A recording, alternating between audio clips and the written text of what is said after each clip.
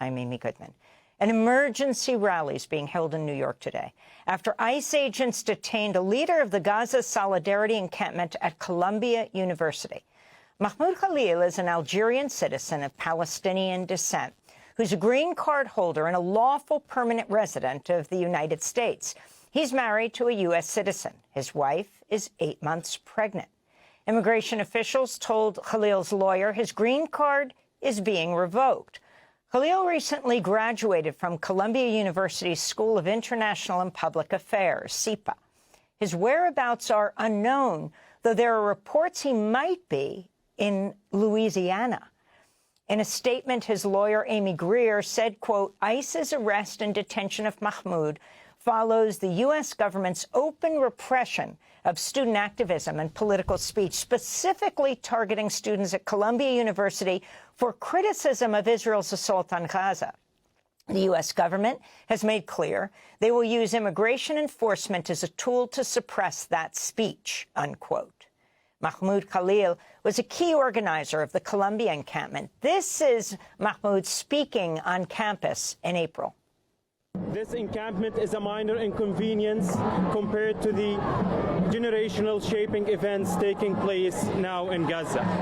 Throughout the negotiations, the Shafiq administration treated this movement as a matter of internal student discipline rather than a movement, or rather than as one of the great moral and political questions of this generation. Columbia's short-sighted political decision making today in the face of a genocide that has stolen the lives of over 34,000 human beings, women, men, babies in Gaza, that has destroyed lineages and heritage sites and universities, will be a stain on its legacy forever. The students on this encampment are a gift to Columbia. We offered to give the university back its principles. With all eyes on Columbia, the administration could have chosen to divest in a manner that aligned with its past. Columbia would rather trample its reputation instead of being proud of its students and faculty for raising these incredibly important moral questions. We have been hit with little more than threats and petty attacks. This is not a matter of simply violating university rules. This is a movement, an anti-war movement. We have sparked similar Gaza solidarity encampments across the nation and even across the globe. So that was Mahmoud Khalil speaking in April at the Gaza Solidarity Encampment at Columbia University. He was detained by ICE on Saturday. On Sunday night, Secretary of State Marco Rubio shared an article about Khalil and wrote on X, "We'll be revoking the visas and/or green cards of Hamas supporters in America so they can be deported," unquote. Khalil's arrest came as the Trump administration withdrew $400 million in federal grants and contracts to Columbia University for failing to stop, quote, anti-Semitic harassment at its campus. In fact, Columbia repeatedly targeted Palestinian rights protesters, many of them Jewish, and called in police to crack down on the peaceful student movement. We're joined now by two guests. Prem Thakur is political correspondent and columnist for Zeteo News. He's also a Columbia graduate. His most recent piece, DHS Detains Palestinian Students from Columbia Encampment, advocates say. We're also joined by Joseph Howley, an associate professor of classics at Columbia University. Professor Howley, let's begin with you. Can you explain what happened to Mahmoud Khalil on Saturday? Where was he? How was he taken? And how is it possible he was taken, given that he has a green card? Well, there's a lot of questions in there we don't know the answers to, and everything I know about what happened to Mahmoud comes from his lawyer and his family, because we've still received no communication from the university. Our understanding is that he and his wife, who is a U.S. citizen, who's 8 months pregnant, were returning home here in the neighborhood, and that plainclothes DHS agents forced their way into their home behind them, told Mahmoud that his student visa had been revoked. When it was explained that he had a green card, they seemed confused, got on the phone with someone, declared that the green card had also been revoked. Mahmoud's lawyer got on the phone with them, demanded to see the warrant, and they hung up and they took him off. and no one was able to find him, I think for at least 24 hours. And can you talk about what people's responses right now, staff, students around Colombia, how people are organizing? Well, this is something that I think is very frightening for a lot of members of our community. I have colleagues and students, messaging me since yesterday, asking about whether it's safe to be on campus, asking about canceling classes or taking classes remote because they don't know how safe it is to be on or around campus with ICE agents prowling the neighborhood. And, we have a lot of members of our community who are on student visas. We have a lot of members of our community who are permanent residents. And so I think people are wondering now, how is it safe to be here on campus? And can you talk about the atmosphere on campus? Well, campus has been under a security lockdown since last April, since before the first Gaza Solidarity encampment went up. So walking into campus this morning, things were very quiet, but they're always very quiet now. They've been quiet for months and months. It feels like we're under, a heavy security regimen.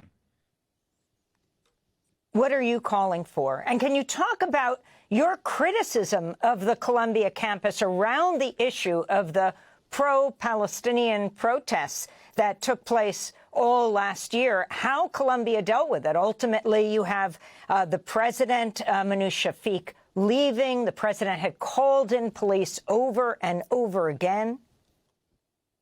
Sure. Look, for the last year, a number of my colleagues and I have been trying to make the point to university leadership, to our colleagues, that these attacks on the Palestine solidarity movement as somehow inherently anti-Semitic, or the idea that the presence of the solidarity movement poses a threat to all Jewish students on campus, are very dangerous lies and bad faith attacks on higher education that we really should be engaging with as threats rather than as sincere complaints. So we wrote a letter to former President Shafiq last spring that we published. We've written a few other letters and statements since then. And the point is really this. We know that the political right in this country hates higher education and wants to destroy it or remake it in its own image. We've seen this in the public education system in places like Florida and North Carolina. And it's been very clear to anyone who's watching since last spring that this issue is being used as a wedge. But now what we can see is that everyone who spent the year pointing to anyone with a keffiyeh and yelling Hamas, pointing to anyone with a Palestinian flag and calling them a terrorist, everyone who spent the last year going on the public record and saying that Colombia has some sort of uniform, cultural, widespread problem with anti-Semitism has been, loading the gun for the Trump administration to do what they always wanted to do, which is cripple major institutions of learning in this country.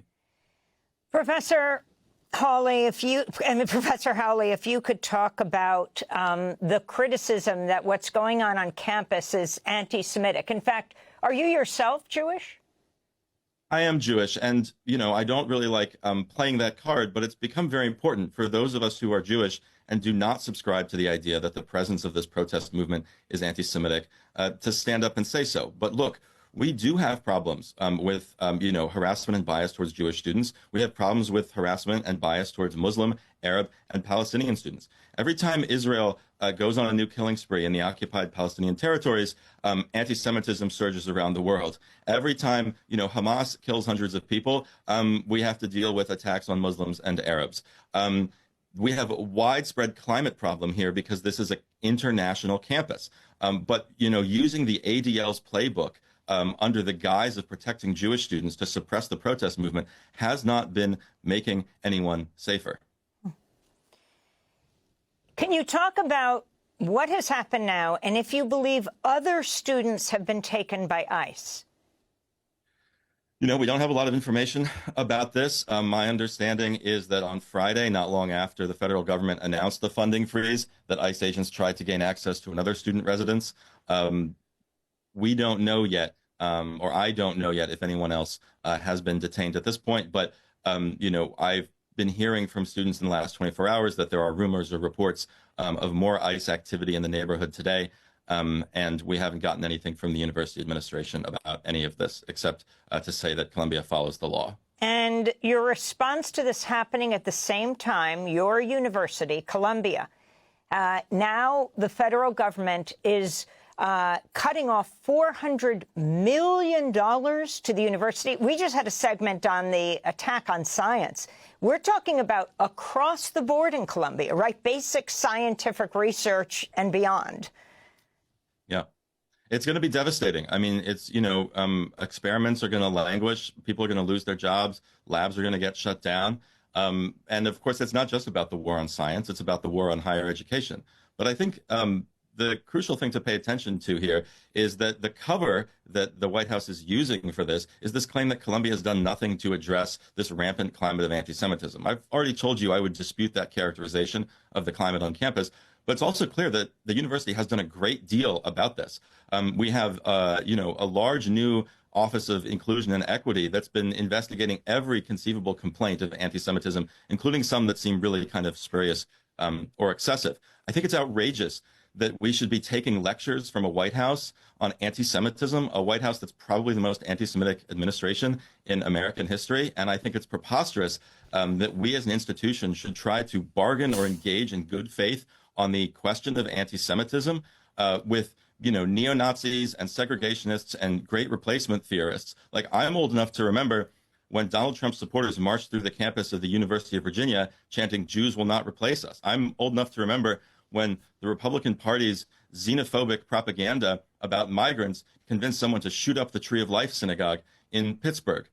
This is not a political movement that cares about keeping Jews or anyone else safe. This is a political movement that is willing to instrumentalize the fear and confusion of Jews to crush any kind of dissent in this country and to break higher education. Can you also talk about Columbia and Barnard expelling student protesters? The Nation magazine recently noted, according to the group Columbia University Apartheid Divest, the last expulsion for nonviolent political protest at the school was in 1936, when Robert Burke was expelled for rallying against Columbia's ties to Nazism. Yeah, so Barnard had recently expelled 2 students only a couple of weeks after they allegedly participated in a classroom disruption here on Columbia's campus. And I think it's pretty clear to everyone that expulsion is an incredibly drastic response to any kind of infraction here, especially one that amounts to, you know, a speech violation. My colleagues at Barnard tell me this expulsion was done without anything like due process, that the disciplinary process and oversight by faculty over there is really in shambles. I think the important thing to remember here is that these are institutions of learning. And when we expel students summarily, we deprive ourselves of the opportunity to help them learn.